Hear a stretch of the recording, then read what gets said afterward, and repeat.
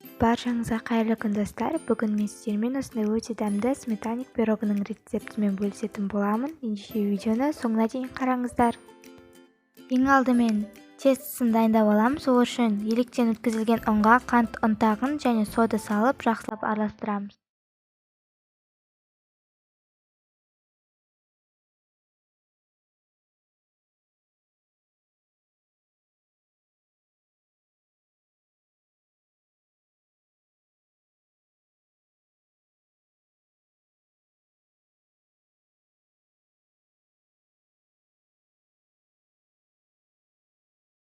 Содан соң жұмсақ сары майымызды салып, оны үгітетін боламыз, яғни песочный тесто жасаймыз.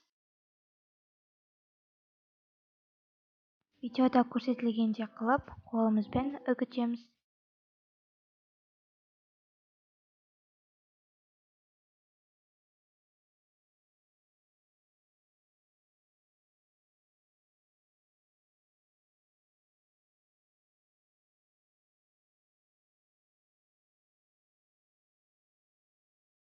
Үгітіп болғаннан соң, оның үстіне жұмыртқаның сарысын салып, жақсылап қамыр илейміз.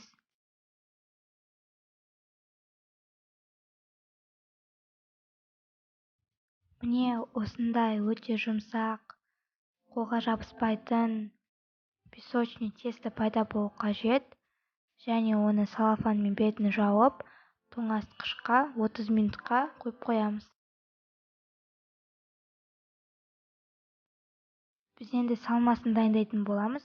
Ол үшін қаймаққа 2 жұмыртқа, жұмыртқаның ағын және қант салып, жақсылап араластырамыз.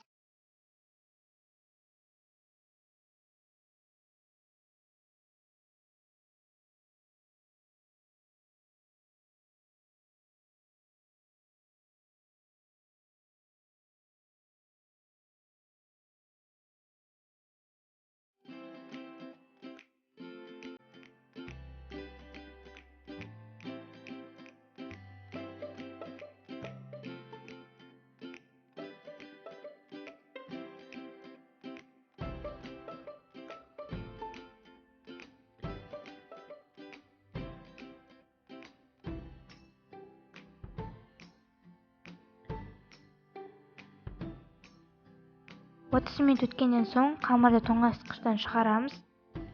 Мен форманың астына және шеттеріне сары май жағып шықтым. Егер пергамент болса, пергамент жауларыңызға да болады.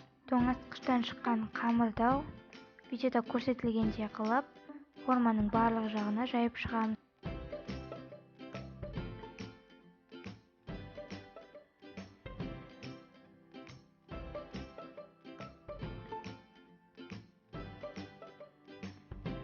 Қамырымызды форманың барлық шетіне жұқалап жайып шығамыз. Міне осындай қылып жайып шығамыз. Енді оның салмасын құямыз.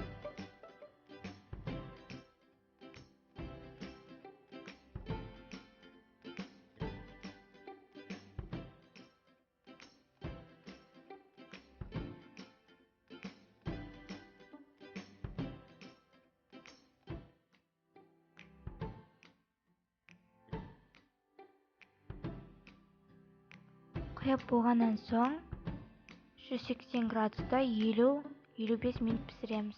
Міне біздің сметанигіміз пісті. Суығаннан соң оны формасынан босатамыз. Жайлап шеттерін осылай видеода көрсетілгендей пышақпен айналасынан өткізіп шығамыз.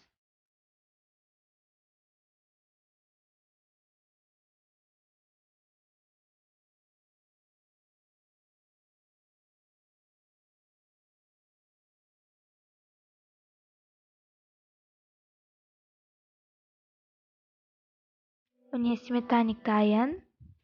Өте дәмді болып шықты. Ас болсын!